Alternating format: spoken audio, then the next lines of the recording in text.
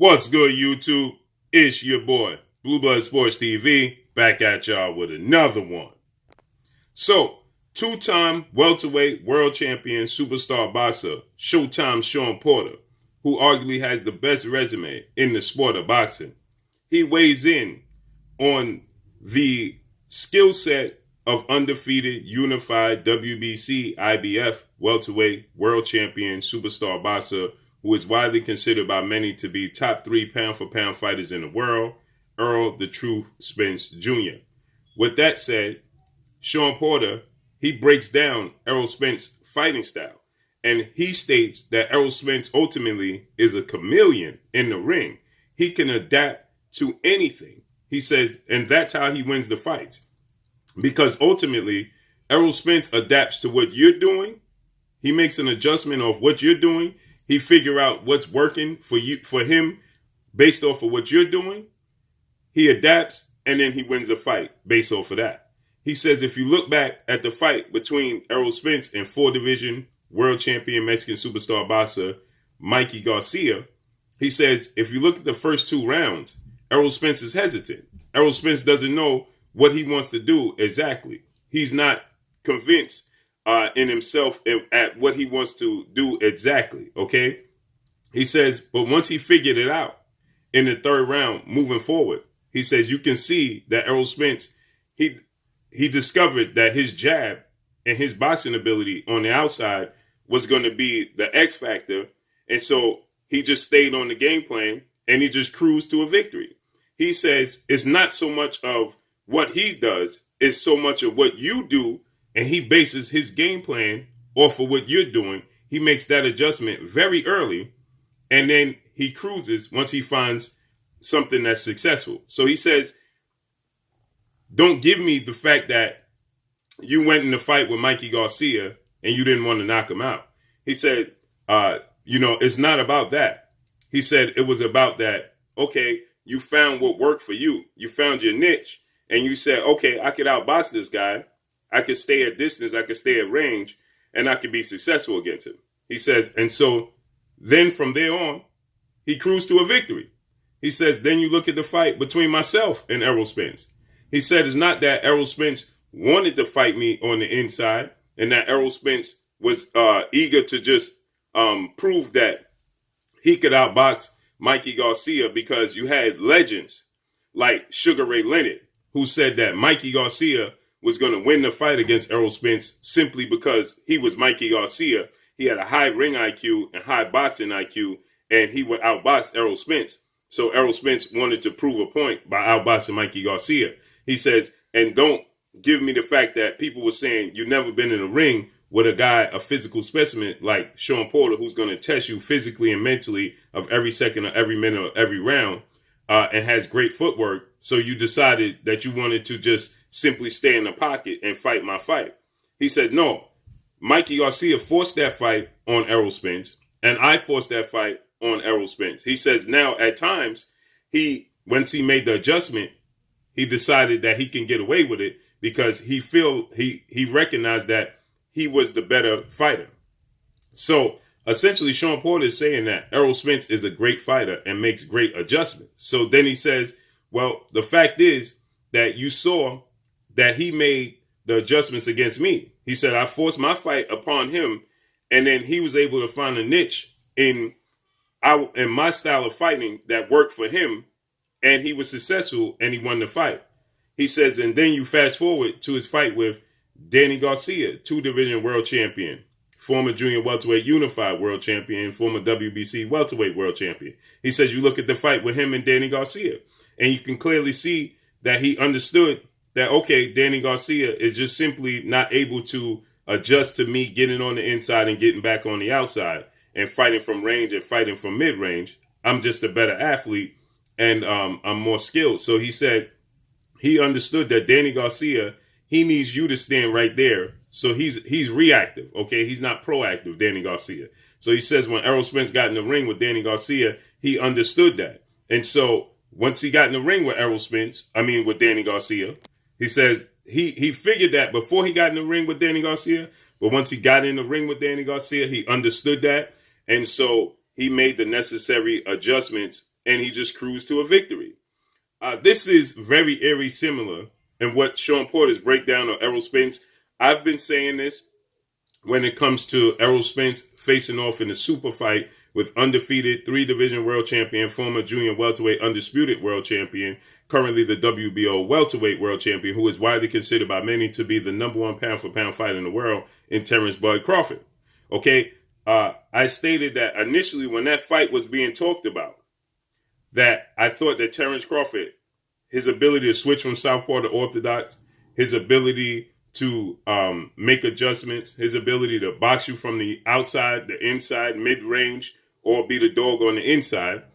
I said that I believe that Terrence Crawford had the necessary tools in the toolbox to make the necessary adjustments to be able to offset what Errol Spence does great. Because at the time, we saw the fight with Kell Brook and Errol Spence, former IBF welterweight world champion, British superstar boxer.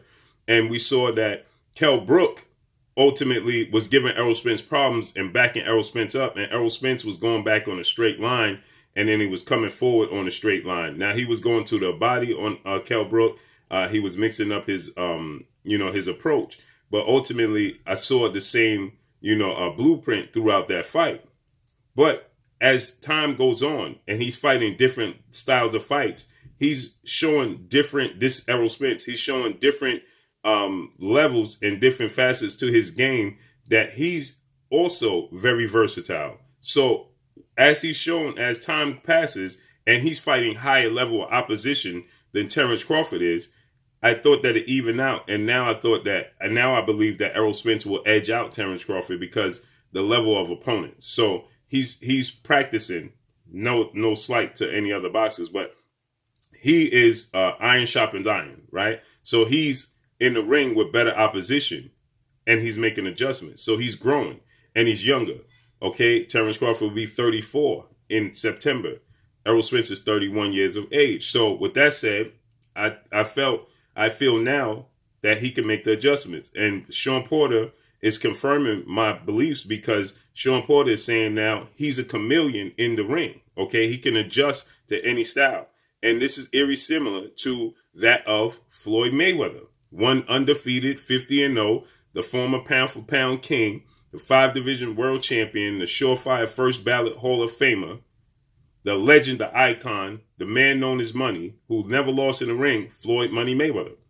Everybody stated it looks different from the outside looking in. When you're looking at Floyd Mayweather from the outside, you feel he doesn't do too many things special. Oh, I can have success doing this against him. I can have success doing that against him. And that's the feeling I get from other boxers when they look at Errol Spence. Well, he doesn't jump off the paper at you, right? He looks somewhat basic at times. He looks flat-footed at times, okay? He's a southpaw. So we know he's slightly tricky, but he looks very basic, right? Jabs, left hand, right? And Floyd Mayweather, he's standing with the shoulder roll at times. He could be flat-footed if he so chooses. Now, we know Floyd Mayweather could utilize the ring. We didn't think that Errol Spence can, but he's showing us different facets of his game. And so what happened was, now guys get in the ring, and Floyd Mayweather, he started to make a living off that saying. You believe it looks different from the outside, but once you get in here with me, it's a different story. Thus, it makes guys hesitant. Everybody used to say, well, Floyd Mayweather don't have power, but you never see guys walking Floyd Mayweather down. So he had respectable power, okay? He says it at Floyd Mayweather used to say, okay, it's completely different. Once you get in here with me, you're going to have a different outlook, okay? Everybody feels like they could do this and they could do that, but once they get in here, they can't do it. And that's the feeling I'm getting. Mikey Garcia, he said he saw things in Errol Spence that he felt like he can exploit. That proved not to be true. Shawn Porter, he thought that he saw things, athletically. Shawn Porter arguably has the best resume and the best footwork in the sport of boxing. He's probably the best athlete in boxing. And Shawn Porter wasn't successful. Okay, now he had a lot of success. Fight was closer than most thought. He had a lot of success, but ultimately he lost. He came up short. He got dropped in the 11th round. I thought he clearly lost the 12th round, which proved to be the difference in the fight. Danny Garcia. Remember, Danny Garcia, he was very vocal after the Shawn Porter fight with Errol Spence. Danny Garcia, he stated, oh, well, you know, I see this in Errol Spence, and if Shawn Porter could have this amount of success and Shawn Porter can land these punches, he don't have the power I do. When I get in the ring and I land these punches, you know, I'm going to have a different effect on Errol Spence. Well, the only punches you can remember Danny Garcia landing on Errol Spence was in the 12th round.